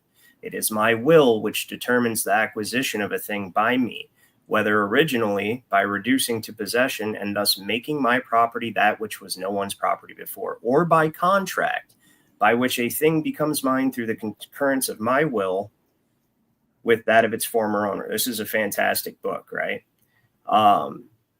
So let's see here. Equality is off, belongs to itself. Will then is the essence of property. Listen to this paragraph right here. I hold or use a thing which is mine at will. Matter is unfree. It has no will. It does not belong to itself. Neither right nor duty can be predicated of a mere thing. Its quality is to offer to resistance. It is therefore negative to my will. My will, and see this occult understanding, the positive, negative, the will against resistance. Like, this is what lawyers, jurists, real jurists understand this. That's why these people are like fucking, why the law they're doing is black magic, essentially. And realizing itself overcomes this resistance and subjects the thing to its purposes, right? Changing its form, destroying, consuming it. That which is mine is thus a part of my personality, of me, insofar as its end and purpose of existence is the satisfaction, the realization of my will, and to serve it for its purposes as my bodily limbs serve me. So what's that mean when somebody else has a superior claim of your property? They have superior claim of your will. Not only do they have the superior claim of your property, they have superior claim of your property rights and your ability to labor. That's why you get taxed just to labor. That's insane, right? So let's see, go down here. It says, I'm trying to find where it says. He says, I'll be right back. Okay. Let's see here. Let me do a search. The sphere. Oh, it's not going to search the damn document. Okay. I guess it does it sometimes with these old documents, but it says the sphere of the law is entirely spiritual because it operates. Oh. That can't be the only place it says that. That's not. It's in here. But I should have looked. I just thought of it last moment and thought to show you guys. And there's a lot of blank pages in here. Or does it take? Yeah. This book is very, very good. Talks about the probate of the will, and that's what they've done is they've probated your will, right? That is exactly what they've done. So this is talking about incapacity, the different forms of incapacity where by presumption, they can take your property under administration, unless, therefore, a person is proved to have been an idiot or natural fool. Some other evidence of incapacity must exist in addition to imbecility or weakness of the mind to invalidate his will. And it's not just about your last will, it's about your living will. That's why they're able to take people who they deem to be incompetent. They're able to take their property. You know what I mean? Yeah, this is talking about. So, and it's funny because the last will is, so where fiction exists, or where fact exists, where truth and law exist, fiction can not exist. The only place that fact and fiction meet is in the last will of a deceased person. Okay. In the last will of a deceased person, you treat that piece of paper as if it is an expression of his living will. And that is technically a fiction. And that is the nexus where they have drug us into the underworld of UCC, which literally is underworld. And the only way that they have done that is by presuming you to be dead and presuming your estate to be what's called intestate, which means without a will. Right. So, yeah, this book's fantastic. I'm not going to look for this too much longer, but it's in here. I thought it was highlighted, but maybe it's not highlighted. But that is the point, that the sphere of the law is spiritual because it works upon and through the will alone. And we just explained will. So, grant of Lord. Yeah, rights of ownership now enjoyed by English, but yeah, I must have went too far. Look at this right here. In England after the conquest, the very things I've been telling you guys, which put an end to all absolute ownership in the land and thus did violence to the principle upon which property rests. That neither this nor statutory systems of English or England or America can be understood without knowledge of and continual reference to the feudal principles. So he's saying what I tell you guys all the time, that you cannot understand the law unless you understand what feudalism actually is. And what feudalism is where all ownership rights, which communism is perfected feudalism, where all ownership rights rests in some supreme sovereign. And then the right to use the property is granted out. That's why, like, Klaus Schwab was like, and it's granted out under certain conditions. That's why Klaus Schwab said, you will own nothing and be happy. That's what he meant. You can only use everything, but he wanted to take that to its extreme where you have to, if you need a drill, you have to borrow it. You can't even own a drill. You can't even own a television. You can't own it. Well, in the UK right now, you have to have a license to have a television, right? So let's see. Customer launch, alienation, Midoni. He's saying even the right to quality of a property is the sphere of contract. No alienability. Fraction of my personal. I'll have to find and show it to you guys another day, but I thought it was right in the beginning. Yeah, here it is. See, right when I was about to give up, I found it. For the sphere of the law is the spiritual. It operates upon and through the will alone. Thus, the law recognizes in the property of a deceased person his free will, that is his rational will, and enforces it. And that's the very nexus where fact and fiction meet. And that because they presume you to have died without a will, now this entire government is considered to be the expression of a will on behalf of estates who did not have a will. And that alone also makes you an infant. So anyway, that's what I have. So I'm going to go ahead and wind this down. Dad, do you have anything that you want to leave everybody with? When are you streaming again? Go ahead and plug your channel for those who may not know who you are and all that good stuff. All right. Well, I'll put my link to my channel down here in the, hang on one sec. I got to go to the right place. There we go. Well, I see somebody said that I'm ignoring them. Who had a question? Anti-whiteism ends with you. Okay, what's your question? Is it up here, Brad and Tasha? I made a new account, changed it. Hold on.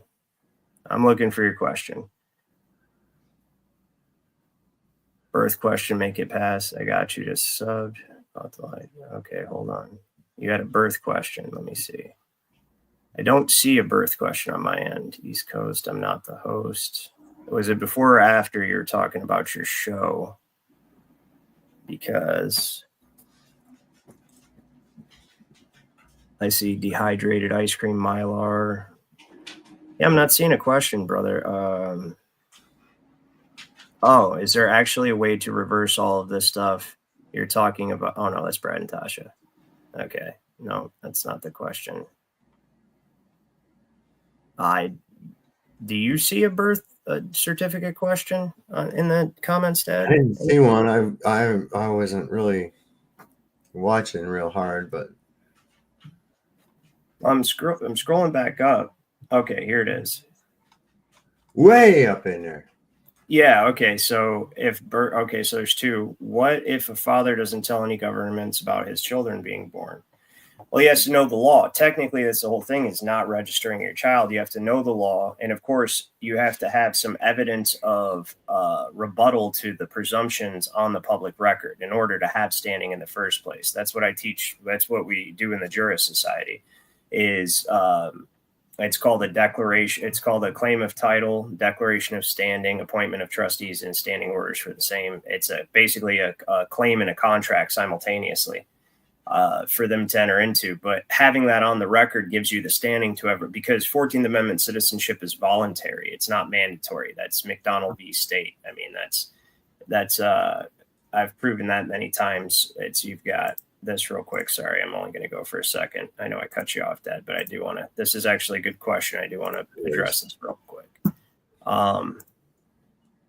So you got McDonald v. State right here under the case law access project. And so right here, it says this is where they tried to excuse a juror because they said he was an alien, or tried to appeal a case because one of the jurors he said was an alien. But this is after the 14th Amendment. I think this is like 1873 or 1880 something this case is. You can look it up. It's McDonald v. State. I'll give you guys the citation. It's 90 Indiana.320. The judge is Hammond. So anyways, it says the evidence of bushing on his war durer showed that although he was not a citizen of the United States, right there, right, He was a citizen and voter of the state. Under Section 2, Article 2 of our state constitution, one may be a citizen of a state and yet not a citizen of the United States. And of course, then we have Black's Law Dictionary, 4th edition, says that the 14th Amendment creates or recognizes for the first time a citizenship of the United States as distinct from the states. And when you read the 14th Amendment, what it specifically does is it exchanges your natural rights, which you have to protect, your unalienable rights, which you have to protect, for privileges and immunities that they will protect.